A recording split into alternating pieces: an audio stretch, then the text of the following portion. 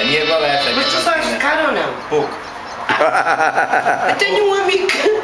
Olha, eu tenho um amigo que dá lições de música. Aonde? Epá.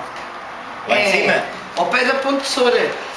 Mas é assim, ele só leva 25... Quanto é que é? 25 euros a hora? 25 euros por mês. E podes ter as lições que quiseres. Ei! Concertina? Aquilo é só para ele. Eu acho que nem chega a 25, não sei. Exatamente. Ah pá, pois eu tenho um gajo lá em cima que me ensina, mas agora ele deixou-na ver cá em baixo. Pois não, tu é que tens que ir ao local. Eu tenho que ir lá. Pois, então, com duas concertinas. Santa Maria, pois, tenho que tocar. Tens que aprender. Fogo. Pois, mas é que eu aprendo. Então, mas aprendes quando? É tocar todos os dias, um bocadinho.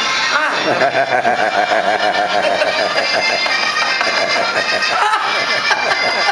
A tocar todos os dias. Aprende fora, a tocar todos os dias um bocadinho. Normal. Mas é quando deixas de estar assim. Não pode.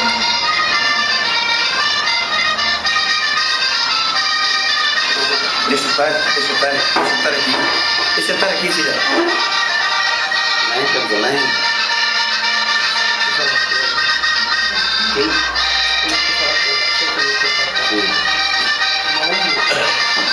Encontros de concertinas em Monte Alegre.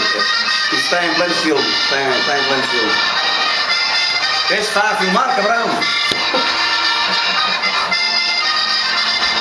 Estávamos aqui sim agora a fazer uma aqui. Quem é que é cabrão aqui? Mas ele não se apanha na cara.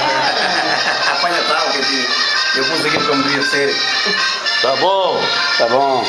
Opa, essa música é espetacular.